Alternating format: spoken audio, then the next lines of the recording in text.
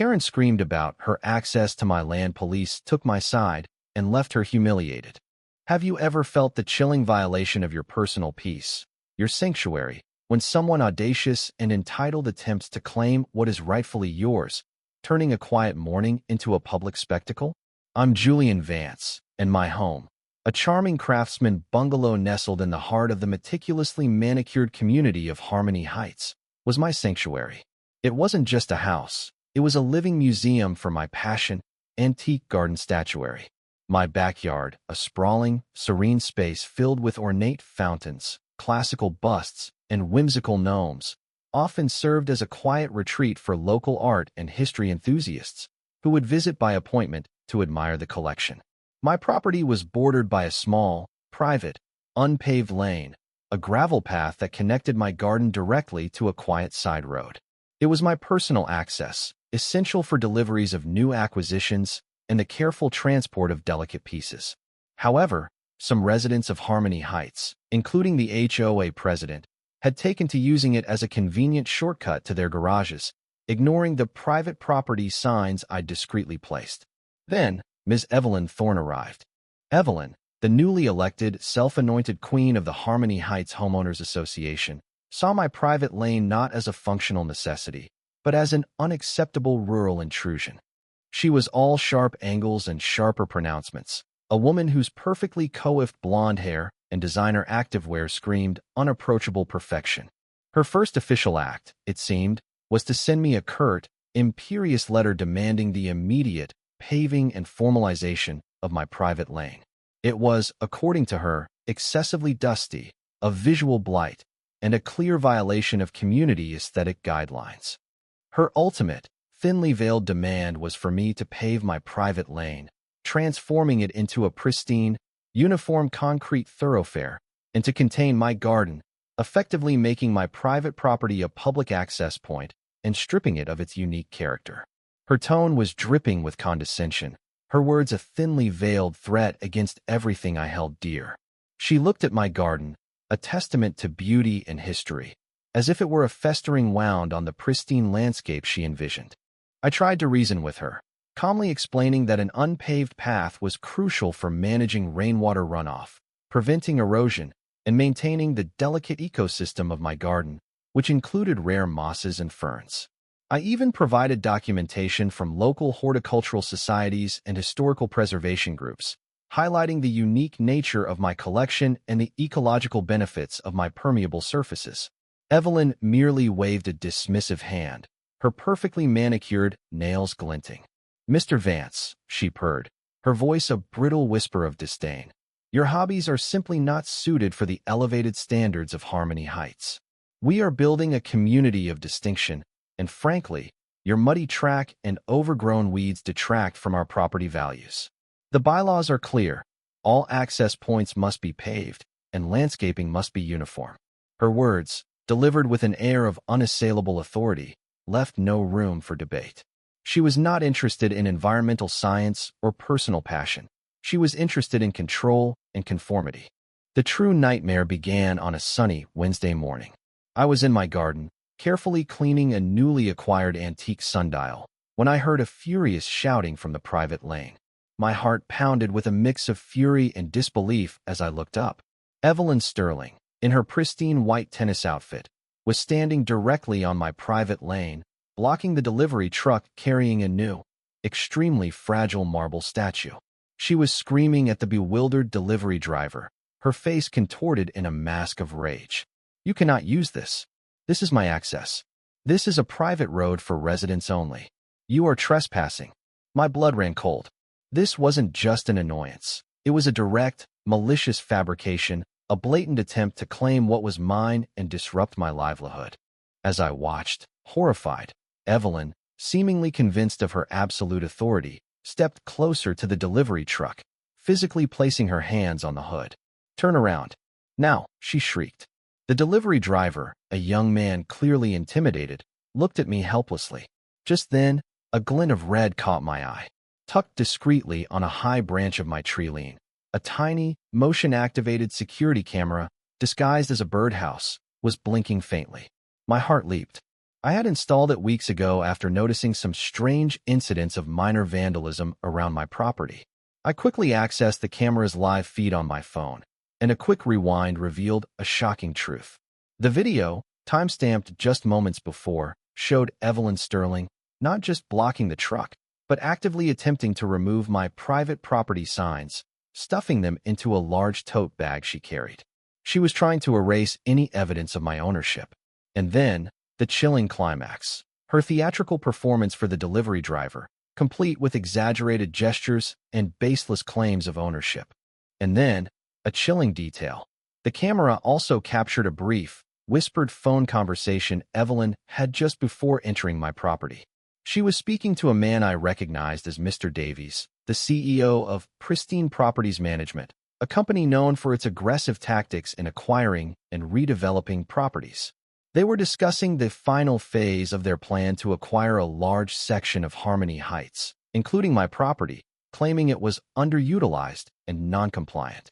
Evelyn's plan was to force me out, allowing Pristine Properties to buy my land at a reduced price, and then redevelop the entire block into a new, exclusive sculpture garden and event venue, where she, as a silent partner in Pristine Properties, would control all the bookings and profit handsomely.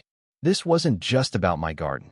It was a calculated, high-stakes conspiracy, threatening not only my home, but the entire character of our community and its public spaces. Armed with this irrefutable evidence, the security camera footage of her trespass, sabotage, and fraudulent claims, and my detailed knowledge of Pristine Properties' recent land acquisitions, I immediately called the local police, bypassing the usual channels and going straight to the non-emergency line. While waiting for the police, I resolved to confront Evelyn publicly. I learned she had called an emergency HOA meeting, ostensibly to present a new community initiative, the Harmony Heights exclusive sculpture garden, and to address the ongoing issue with Mr. Vance's non-compliant and disruptive property. I arrived, my evidence ready, just as Evelyn, radiating an almost unbearable smugness, began her presentation, complete with glossy renderings of the new sculpture garden sprawling across what she claimed was underutilized HOA land. I waited for a lull, then stood up, my voice steady despite the tremor in my hands. "Evelyn," I stated, holding up my tablet with the security camera video paused on her mid-blockade face. "I believe this footage and your recent actions sheds a rather inconvenient light on your sculpture garden initiative." Her eyes, which had been sparkling with self-satisfaction, immediately narrowed. She quickly recovered, her voice sharp. "Mr. Vance, I have no idea what you're talking about. This is a private HOA matter. You are disrupting our proceedings, and your dramatics are quite unnecessary." She attempted to rally the other HOA members, painting me as a disgruntled, obsessive artist, a nuisance to their refined community.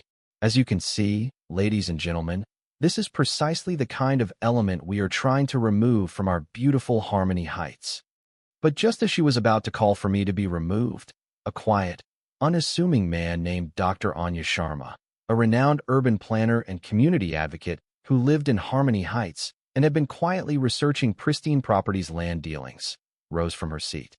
"Actually, Ms. Sterling," Dr. Sharma interjected, her voice calm but authoritative, "Mr. Vance raises a very serious point. And I also have something to add." She then projected a series of public land records onto the screen. Clear, undeniable images showing the common green space as a designated public easement and a critical historical landmark. "This proposed sculpture garden," Dr. Sharma continued, her voice gaining strength, "is a direct violation of county zoning laws and historical preservation acts. It threatens to destroy a vital public space and would illegally privatize public land." A collective gasp rippled through the room. Before Evelyn could even stammer a denial, the doors to the community hall swung open. Two stern-faced police officers, accompanied by a representative from the district attorney's office, walked in. They had been tipped off by Dr. Sharma, who had contacted them after seeing the suspicious activity around my property and confirming my initial suspicions. "Evelyn Sterling," the district attorney's representative announced, his voice devoid of emotion, "you are under arrest for criminal trespass, vandalism, attempted fraud, and conspiracy to commit land appropriation. We have irrefutable video evidence, and a full investigation into pristine properties management and your alleged land deals is underway. Brenda's face, which had been a mask of carefully constructed composure, crumbled into a terrified, pale mess. Her jaw went slack, her eyes darting wildly around the room, searching for an escape that wasn't there. She stammered, then erupted into a desperate, high-pitched shriek, blaming misunderstandings, overzealous contractors, and a misunderstanding of the land deeds. It was the pathetic wail of a tyrant whose kingdom had suddenly collapsed. Then, a surprising voice emerged from the crowd. Mr. Peterson, a long-standing, quiet member of the HOA board and a respected local real estate developer, stood up, his face etched with regret. "And Ms. Sterling," he said, his voice trembling slightly. "Perhaps you'd also like to explain why you pushed so hard for this sculpture garden project.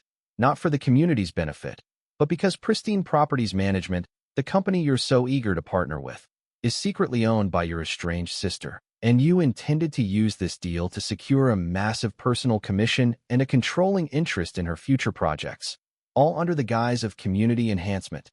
The revelation hung in the air, a final, poisoned arrow. Evelyn had been exploiting the HOA not for the community's benefit, but for her own illicit financial gain and to secure her sister's failing business. The fallout was swift and brutal. Evelyn was immediately stripped of her HOA presidency, her reign ending in public humiliation and a perp walk captured by local news. The police and district attorney's office launched a full-scale investigation, leading to severe fines and criminal charges for trespass, vandalism, environmental violations, and attempted land appropriation.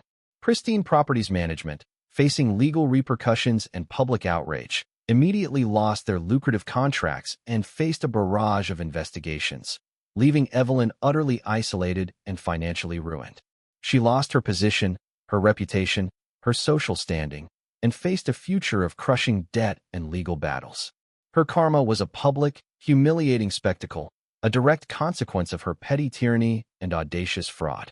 I felt a profound sense of vindication, a quiet triumph that justice, however painfully achieved, had prevailed. My garden and studio thrived, now with even more support from the community, who had seen through Evelyn's veneer and rallied behind me. My home remained my sanctuary, a place of peace and creativity, now even more cherished.